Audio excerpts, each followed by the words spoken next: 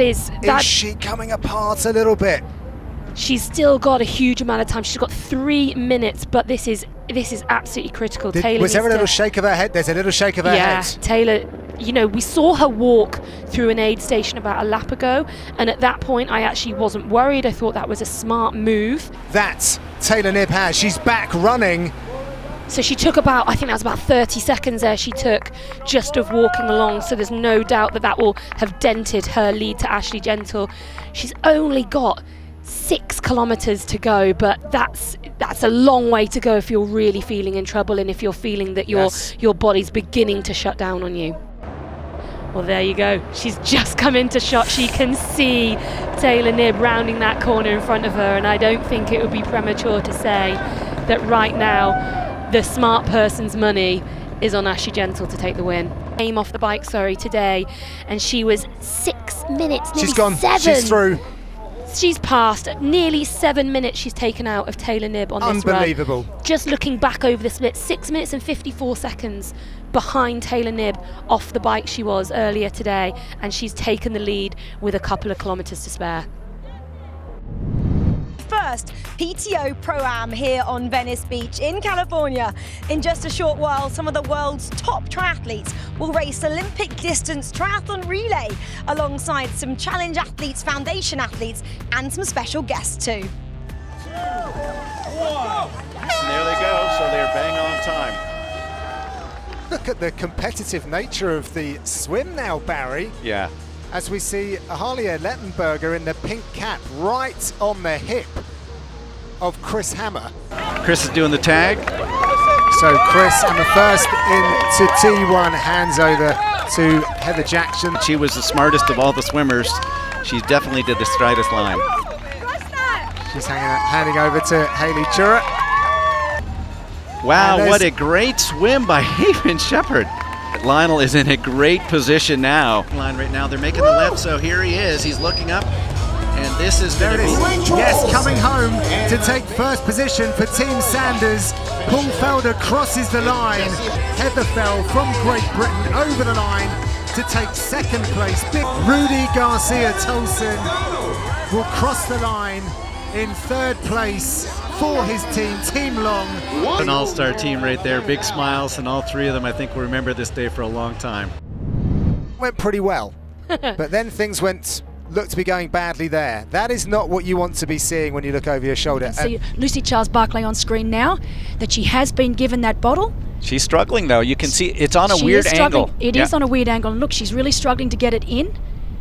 Yeah. And this is when a little bit of a race, you know, not having raced for quite some time, and she's even had to stop pedaling there, so she just cannot get that rear bottle in, and to have to stop pedaling, then she's going to lose speed. Yeah. The non-drafting, that sets everyone back. So as much as we're looking at these times here and they look like there's big old gaps in them, that they're naturally having to hold these positions, and it does have a like a cascading effect.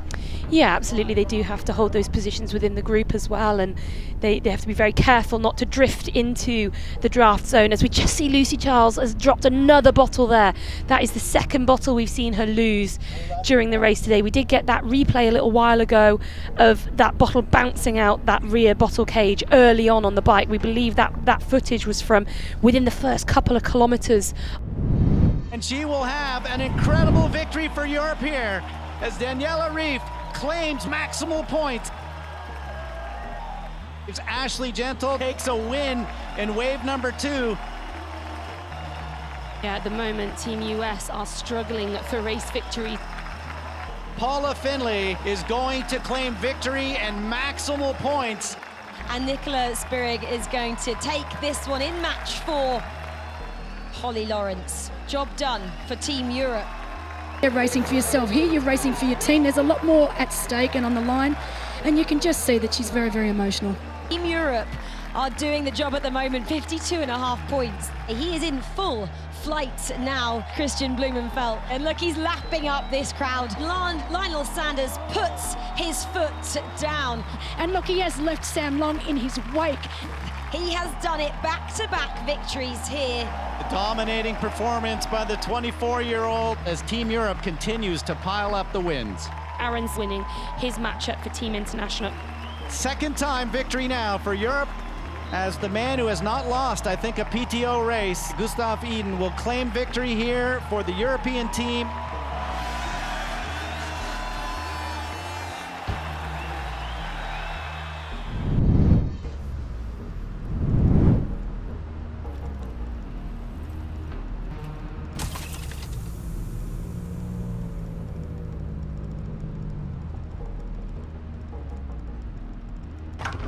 Can you pull over to the left side of the road here? I'm gonna hop off.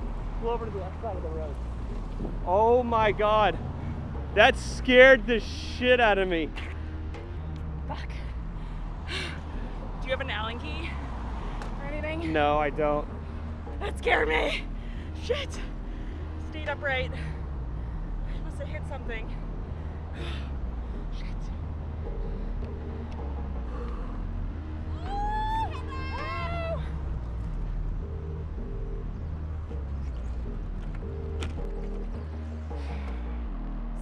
Wasn't gonna hold it. Yeah. Oh, look, he's closing in. The man in red is closing in on Ditlev. These three athletes now are pulling quite considerably clear of everybody else on the field. So while we do still have a couple of laps to go, it is looking like, barring a disaster, these are the three athletes that are going to take the podium. And as I say that, Colin Chartier passes into second place. So not only are we looking at two American athletes on the podium, we're looking at first and second place going to the home country. So if I was in this position just catching to the lead, I would be trying to blow by. Here we go. And this is it. Here we go. Side by side, shoulder to shoulder. Two Americans bringing it in. Nearly 5 kilometers to go. Let's see how this plays out. Champions make adjustments. Let's see what Sam Long does. Will he respond? Well, sport is all about momentum, and momentum shifts. On their side-by-side, 24-year-old Magnus Ditlev is looking to pass, but he's getting resistance here from Sam Long. But he kicks on. He's made his move. That was a hell of a surge for this late in the race. We are 3 hours and 15 minutes in, and that was impressive. He shows him a clean set of heels, but this is the big story of the day. The American, Colin Chartier, approaches the finish line. He is roaring already. He slows down to really feel that tape, and he comes across the line. First place for Colin Chartier. Congratulations on an outstanding race. Cross the finish line for Magnus Ditlev, who had looked at the guys on this race who were towing, and he just collapses the other side. Magnus Ditlev comes in second place, greeted by Colin Chartier. And Sam Long stumbles over the line himself for third. What a race he had today.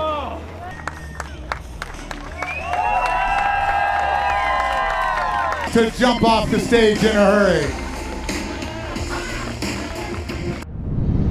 And we've got reports out on course that Laura Philipp and Chelsea Sodaro, yes, there they are right now, still running head to head. So that's the battle now. There's a large paycheck difference. They're less than a minute from the finishing line, side by side. Someone's going to have to make the move at some point. Honestly, this is incredible. And you can see Chelsea. Yeah. Chelsea's starting early.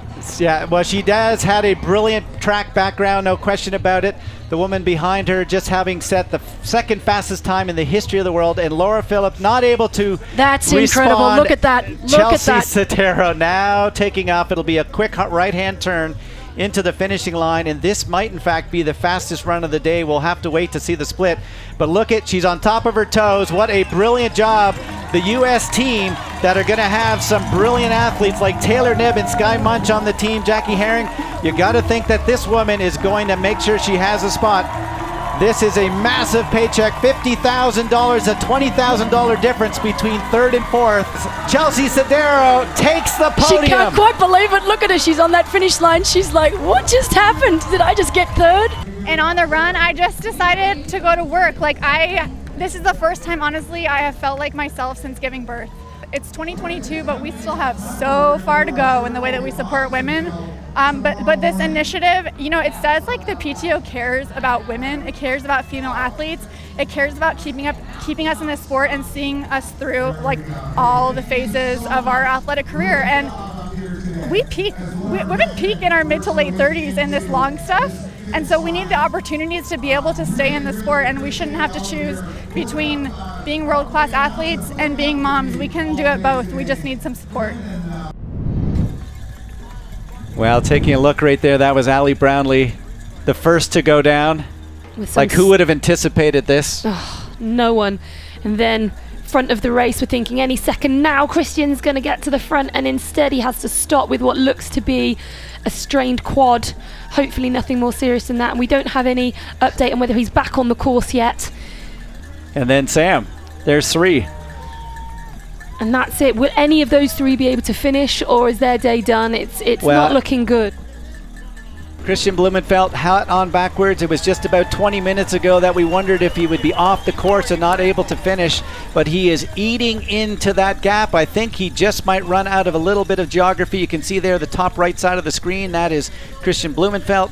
And down on the left side now, just 250 meters from the finishing line. We will not have enough time for that man to catch up to Christian Blumenfeld. Is not going to have enough time to catch, but it is Gustav Iden from Norway, part of the Norwegian train, as he has absolutely raced to perfection. He looks over his shoulder, and I think for the first time he's going to realize that he's going to have this thing, the victory, the Canadian Open. He's now starting to show some appreciation to the crowd. It's onto the blue carpet as Gustav Iden from Norway, the man who has dominated this mid-distance, is going to win the Canadian Open. Solid swim, brilliant bike, and the day's most important factor, he got it job done on the run. Iden from Norway will win here in Canada. Christian Blumenfeld, and he's still sprinting to the finishing line. He doesn't know any other way. Grabs the watch time at the finishing line. Christian Blumenfeld, boy, that is a gutsy race. Pretty happy that Team Europe was cheering me on right there. Good. Yeah, I feel really lucky to be paired up with 2 duathletes, so it's a nice opportunity. To be honest, I don't think Sam and me is cut from the same cloth, and I'm going to show that. He cried out for allies, and he got Lionel, so they can 2-up DT, see if they can make it back. You guys might not know, but he's borderline a professional rapper. And in his first diss track, he actually mentioned both Sam and I, and he's going to regret that on Saturday, I assure you of that. It's going to be a lonely effort for me, and I'll still give them a run for their money. I'm pretty confident about that. At this time, I generally feel prepared for the race. But this guy just said that he could beat us if there wasn't a swim is absolutely the farthest thing from the truth. I think skip the swim out of St. George. Skip the thing about St. George. No, skip the swim out of St. George. That's the only time we raced. Yeah, I was hit by a car 9 days before. Okay, sorry. But yeah, maybe you'll make fun of me for getting hit by a car too. That would be very much in your character. Oh, I haven't won nothing compared to you two guys. You have won and I'm still going to be 70.3. And I'm still going to be you. I've won nothing. I've won a 0, 7, no 70.3s, no Ironmans. Yeah. And nobody's going to beat you. There's a degree of respect that should come in the sport. I think you take it too seriously. Too seriously? Yeah, I have a lot of respect for athletes, and I just think you take the sport a bit too seriously. Yeah. Perhaps you should show that respect to other athletes. Okay, Sam. All right, here we go. We'll settle it on the race. We got some beef. We got beef up in here. Yeah. Woo! And I'll get to be right in the middle of it.